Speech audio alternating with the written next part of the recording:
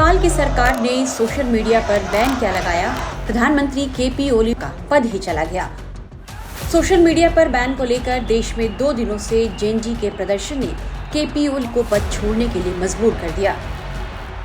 8 सितंबर से शुरू हुए जेएनजी के विशाल विरोध प्रदर्शन में अब तक 19 लोगों की मौत हो चुकी है। हजारों की संख्या में उतरे युवाओं ने भ्रष्टाचार, बेरोजगारी और सरकार की मनमानी के खिलाफ जोरदार विरोध प्रदर्शन किया। इसे जनरेशन जेड रिवॉल्यूशन नाम दिया गया। प्रदर्शनकारियों की मौत के बाद आज युवा और भड़के और काठमांडू में संसद भवन के बाहर आज भी जोरदार प्रदर्शन हुआ। केपी ओली के खिलाफ जबरदस्त नारेबाजी हुई और दबाव इतना बढ़ा कि प्रधानमंत्री केपी ओली ने अपने पद से इस्तीफा दे दिया। कल से प्रदर्शनकारी और विपक्षी नेता उनके इस्तीफे की मांग कर रहे थे। ओली 1 साल और 2 महीने ही इस पद पर रह सके। वे 15 जुलाई 2024 को तीसरी बार पीएम बने थे। समझते हैं कि आखिर नेपाल में शर्मा के खिलाफ युवाओं में इतना गुस्सा क्यों था।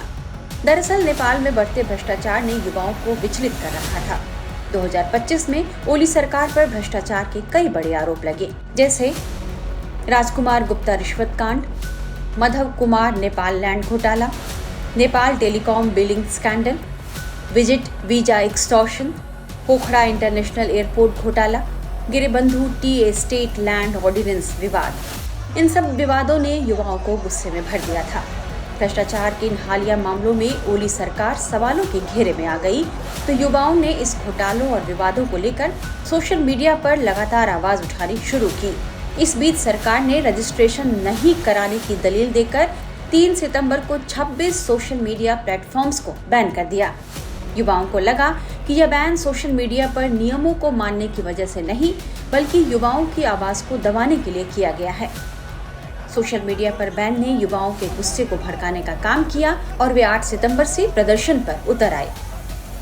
विश्लेषकों का मानना है कि इस आंदोलन ने नेपाल की राजनीति बदल दी है।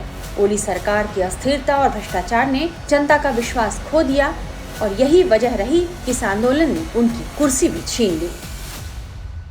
हम भी प्रोटेस्ट पे थे, सवेरे 9 बजे से थे। सवेरे क्या रीज़न है क्यों लोग सड़कों पे उतरे हुए हैं, क्यों प्रोटेस्ट कर रहे हैं? सबसे बड़ा रीज़न तो ये है कि करप्शन टॉप लेवल पे पहुंच गया है हमारे कंट्री पे। करप्शन का लेवल इतना हाई हो गया है कि जनता का सहन शक्ति से भी ऊपर चला गया है। रीज़न, मोस्ट इम्पोर्टेंट रीज़न यही था। आप हॉस्पिटल में क्यों हैं? हम हॉस्पिटल में, मेरा यहाँ कोई भी रिलेटिव्स भी नहीं है, कोई फ्रेंड्स भी नहीं है। यहाँ बहुत सारे ऐसे पेशेंट्स हैं जिनका वो रिलेटिव्स भी नहीं है, कोई चीन जान का आदमी भी नहीं है। ह्यूमैनिटी के आधार से हम यहाँ दिन के 3 बजे से सेवा में लगे हुए हैं। क्यों हॉस्पिटल में कितने पेशेंट्स एडमिट हैं, क्यों एडमिट हुए हैं? लिस्ट के आधार से यहाँ पे अभी 138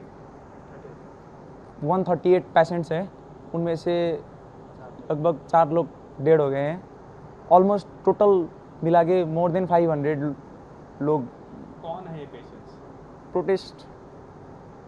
प्रोटेस्ट करने वाले। अच्छा, आप प्रोटेस्ट साइट पे थे, क्या हुआ आप कुछ बताएंगे? हम सवेरे 10-11 बजे से स्टार्ट हुआ माइती घर मंडला में। हम वहीं पे थे माइती घर मंडला में। वहाँ से आगे बढ़ते हुए सब शांतिपूर्ण हिसाब से चल रहा था। वहाँ से हम आए पार्लियामेंट, आपको पता होगा, पार्लियामेंट के सामने आए। वहाँ बाहर से कुछ लोग आए। हम जेनरेशन जेड की तरफ से स्टार्ट हुआ था सबसे पहले। वहाँ से बाहर से कुछ लोग आके वो पत्थर उथर फेंकने लगे। वहीं से जेएनजी लोग भी गर्म हो गए, वही उनके ही पीछे पीछे चल के पत्थर उथर थोड़ा सा कर दिए। वहीं से फायरिंग शुरू हो गया। तो सब फायरिंग के बाद ये लेवल हाई में चला गया। अभी क्या लग रहा है, कहाँ जा रहा है प्रोटेस्ट? ये प्रोटेस्ट अभी तो बहुत हाई, बहुत लोगों को ये लग रहा है इश्यू, बहुत लोग ऐसे सोच रहे हैं कि सोशल मीडिया नेपाल में बंद हो गया, इसीलिए जेनरेशन जेड व पूरी जनता मतलब आवेश हो गए हैं। ऐसा मानना है लोगों का, लेकिन ऐसा नहीं है। हम लोगों का ये जो अभी प्रोटेस्ट चल रहा था ये करप्शन के लिए है। अब हमारा प्रोटेस्ट बहुत हाई लेवल तक जाएगा। आज तो बहुत बस स्टार्टिंग पॉइंट में हम शो ऑफ्स के लिए निकले थे। ये कल से हाई लेवल पे जाएगा।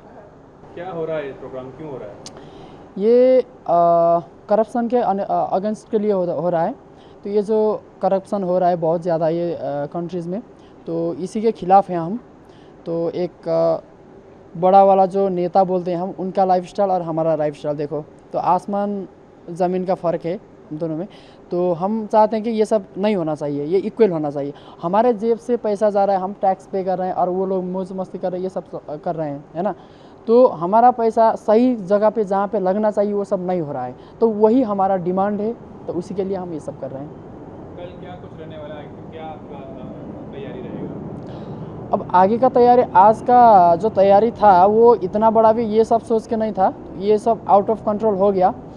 तो कल का भी अब हम तो चाह रहे थे कि हम नॉर्मल से करें, है ना, तो लेकिन शांति से बात नहीं बनी तो थोड़ा सा आगे जाना पड़ गया, है ना। तो कल का भी कोई सिचुएशन कुछ बता नहीं सकते अभी के लिए। अभी तो हम क्या है कि हमारा जो यहाँ पे दोस्त लोग हैं, ये जो घायते हो गए अस्पताल में एडमिट हुए हैं, इन्हीं के लिए अब दवाई पानी उपचार, है ना, ये सब देख रहे हैं हम। देखिए अब आज का रात का 12 भी बज गया है, 12 बजे तक हम लग रहे हैं। अब कल का भी देखते हैं क्या होता है। अब कल का ब्लड डोनेशन का भी यहाँ पे प्रोग्राम चल रहा है, हम लोग करवा रहे हैं, अब देखते हैं। कौन करप्शन कर रहा है जिसके लिए आपको सड़कों पर उतरना पड़ रहा है? ये जो मेन जो लीडर हैं वो यहाँ का प्राइम मिनिस्टर और इनको सपोर्ट करने वाले जो पार्टीज़ हैं और उनके जो अंडर में जो लोग हैं वो नज़दीक वाले जो इनका बेटे जैसा लगते हैं, तो वो लोग हैं, है ना। आप अगर नाम लेना चाहते हो तो नाम ले सकता हूँ मैं, बट आपकी मर्ज़ी। तो इसमें तो सबसे बड़ा नंबर 1 पे आता है कि प्राइम मिनिस्टर ही आता है ना, कि दुनिया में अगर कोई सबसे घटिया कोई प्राइम मिनिस्टर का नाम आता है तो हमारा देश का ही नाम आता है। ये हमारे लिए बहुत हमको डाउनफॉल करवाता है ये चीज़, है ना।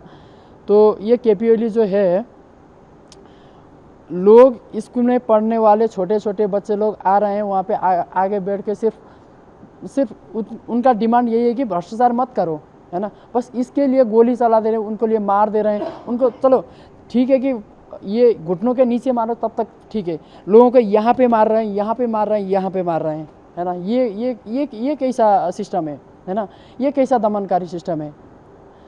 तो ये हैं प्रचंड हैं, तो शेर बहादुर देउवा जी हैं, और इनके जो आजू बाजू रहने वाले हैं वही लोग हैं।